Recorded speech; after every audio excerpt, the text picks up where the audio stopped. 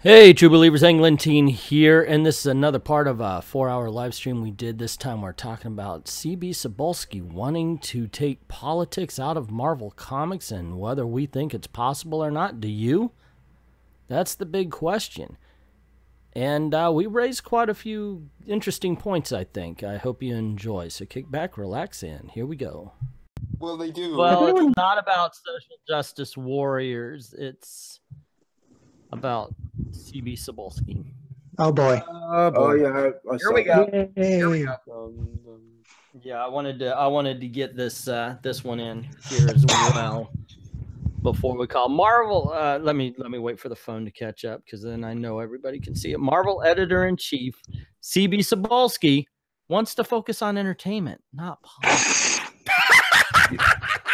Trying to turn the car around when you're almost right off the cliff. Yeah.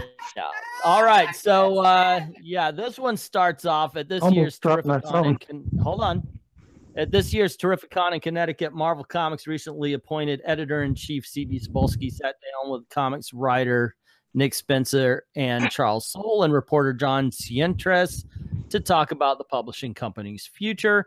Over the course of their conversation, which you can listen to here. Okay, so that's the article thing. This comes from IO9 Gizmodo. Cebulski enthusiastically spoke at length about new developments on Marvel's horizon, like Fantastic Four's return, Chris Claremont's upcoming return to X-Men. But when asked specifically, about the tonal direction Cebulski plans to take Marvel stories, the editor shifted into a much more corporate and perplexing posture. What did you? What were you going to say there? Okay, Devil? well, I was kind of shocked about Chris Claremont returning to X-Men, but I have to make a comment that they opened up with Nick Spencer and Charles Soule. Now, I'm going to be reviewing or want to review Charles Soule's Daredevil run, and while it does get a little political here and there, it's not out of the realm of a Daredevil story. He's been very good. I love very good with Daredevil, and I am stunned. I am for the ass clown that gave us Nazi Cap. He's doing a shockingly well. Amazing Spider-Man, except for the first issue. That was shit, but 2, 3, and 4 have been good. Nick Spencer's a good writer. He's got good books. Oh yeah, it's all right. The problem is His politics generally doesn't have any. He doesn't want to tell good stories. He wants to tell the stories he wants, not the stories that the readers want. Which is not how you do business. Yeah. So no matter, it doesn't matter. One audience. I am never going to forgive him for Nazi Cap. One audience member in attendance for the panel made a point of asking, given Marvel's extensive history dealing with and commentating on political issues in the pages of its comics, what kind of messages he wants the company to tell people today. And Cebulski took a moment before responding with a point of how comics can't get too deep into politics. And this is what he has to say. Marvel has always been, as Stan Lee always said, the world outside our window. It's a reflection of modern times that we live in. Marvel has never shied away from that. Around what happened with 9/11 or what we're doing with Secret Empire, excuse me, he did say it in the past. And we're going to continue that tradition. There are a couple of upcoming issues that are going to reflect things that are going on in the real world. However, one of the things I want to make sure is when we do tell these stories, I don't know how to put it this in the right way. They still have to be entertainment. If we want to see the real world, we can turn on CNN, we can turn on the TV, we can pick up a newspaper and see what's going on there. And yes, it's our responsibility as comic book publishers, especially Marvel, given the history that we have, to reflect those times, but they still have to be fun. Okay. We can't get too deep into politics. Hold on. And the characters can take sides, choose sides, turn evil, turn back to good, but they still have to entertain. That's first and foremost, no matter what real world events we are going to reflect. They are going to be fictionalized, and they're going to have a classic spin that Stan always brought them. They will be serious, but they must make you smile. So let me get this straight. Either you pulled your head out of your ass and finally, and you can't quite admit that Comicsgate, you're doing what Comicsgate wants. That is to say, you know, if you're gonna if you're gonna put comic books in your story, it should never ever be at the expense of characters or the world in which you are building, which is, you know, what we've been pointing out for decades, which largely makes it apolitical. Even though you might have the writer might have a certain viewpoint on the matter and where the story would logically go, ultimately the characters and the entertainment value came first. So you just, I don't even know if he realizes he just didn't, like, literally waved the white flag to Comicsgate.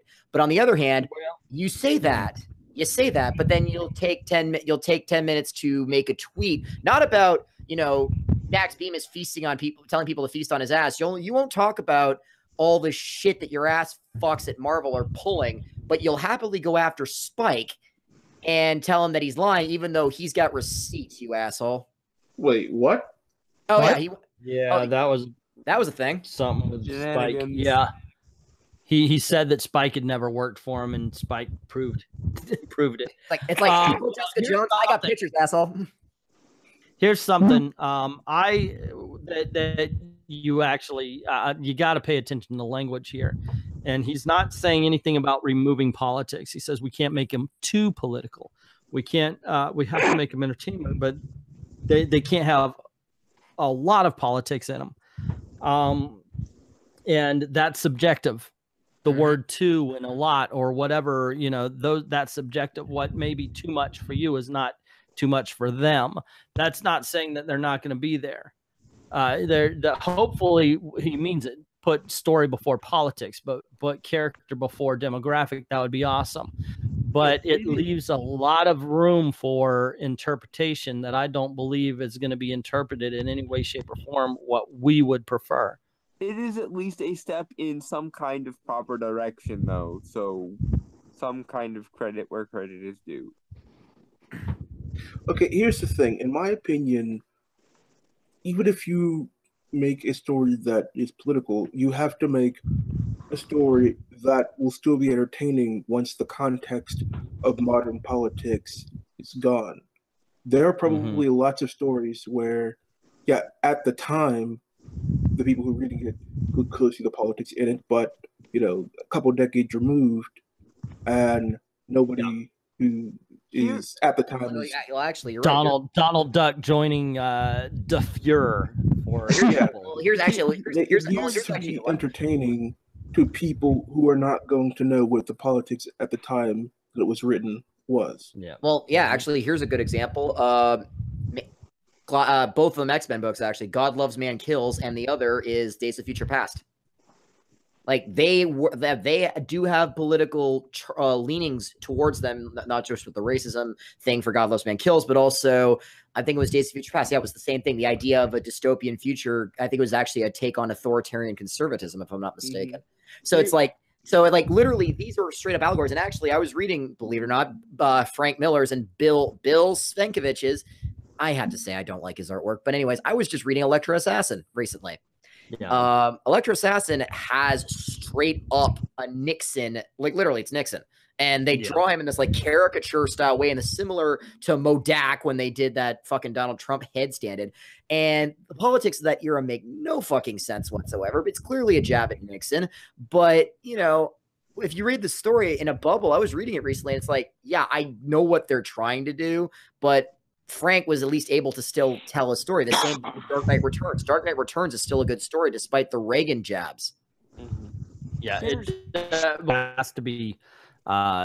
You have to be able to get a story before the message, and I think that's why those are good books. All of them that you mentioned. Oh yeah, Sword. Yeah. Frank. Dalton. Here's my 2 cents on the whole thing. I think where they're going wrong is they're framing it in terms of adding politics when they should be focusing on adding philosophies. Think about all of the great, quote-unquote, political comic stories of the last, you know, couple decades. What they all have in common is they're all neutral, or at least close to neutral, thought experiments. They take a concept or a question or an argument, and they give both sides of it equal footing so that you can actually see them play out. Look at Civil War. As much as I don't think Civil War was handled great in the comics, you had basically what amounted to a socio-political thought experiment of, okay, we'll give this side, we'll give this side the voice of the individualist and this side the voice of the collectivist, and we'll have them go at it and go back and forth. That's what's missing. That's what's differentiating old politics, as they would put it, and new politics. They don't treat it as neutral philosophical issues anymore. They treat it as, this is the right answer and this is the only acceptable answer, and we can't allow you to think that the other side has any validity because we think the populace are idiots, and no matter what we tell them, there are going to be a certain proportion of them that get the wrong message. Modern politics is essentially evolved into a battle of good versus evil in people's minds. Which is an overly simplistic view, but I'm going to say this about Civil War. It's like, are we sure we read the same book? Because honestly, Mark Millar made it very clear that he was very hyper pro Patriot Act. And the idea that's like, basically it's like all these people, all these heroes are wrong. And I hate every single one of you if you dare to like these characters. Like, that's kind of what the vibe I got. Like, that he wanted, like, he was very adamant about it. It wasn't handled well, but relative to the state we currently find ourselves in. Well, yeah, most things are. I like this here. The reason that people advocate for timely stories grounded in reality, be they about politically charged events or not, is because more often than not, those stories center traditionally marginalized people in meaningful ways. Much noise is made when new characters who aren't straight white men are introduced, but characters suffer, narratively speaking, when they're just plopped into plots readers have seen time and time again, because they break the illusion of comics being as ever-changing as breathless press release. Okay. Wow. So he's saying that that's what makes stories great, is when you have people who are not the usual. That's that was bullshit. Ow! That's yeah. Oh my god, that's bullshit. That was a high preponderance of wrong compressed into There's a very small space. The thing is this article does that quite a bit for me, because then it says this: it may come as a surprise to some, but most people aren't in favor of wall-to-wall, very special issues that strictly focus on social injustices week to week, but relegating those narratives into a few sequestered plot lines that don't play a part in the long term doesn't seem like a particularly good idea either. Now, I agree with the part where we don't want week to week. Don't hammer us over the head. Just tell a story, and like it was said earlier, if there's room for the message, put the message in there. But it should not be the beginning. If you ever read a book called Seduction of a Gun, that's a Batman and Robin story. Yeah, it was story. The one where it got because the name got its takeoff from Seduction of the Innocent by Wortham. Yeah. It is so heavy-handed, and it's almost like the reefer madness of gun comics. The article ends saying, and perhaps having the EIC of a major publisher downplay politically themed stories while women, people of color, and queer people in the comics community are being targeted by hateful crusades of harassment wasn't the best call. Yeah, you are harassing me. And they're right. They are harassing people. They are. They're right. They are harassing people. Troy Torres, just some guy, Nerd Wonder. Yeah, I was wondering how in this article they were going to give us the finger. Yep, it just never stops. Yeah, not a party until the racists call Mr. E a Nazi. So there you go, gang. What do you think? What do you think about C.B. Cebulski saying he wants to rein in the politics of Marvel Comics? Do you believe him?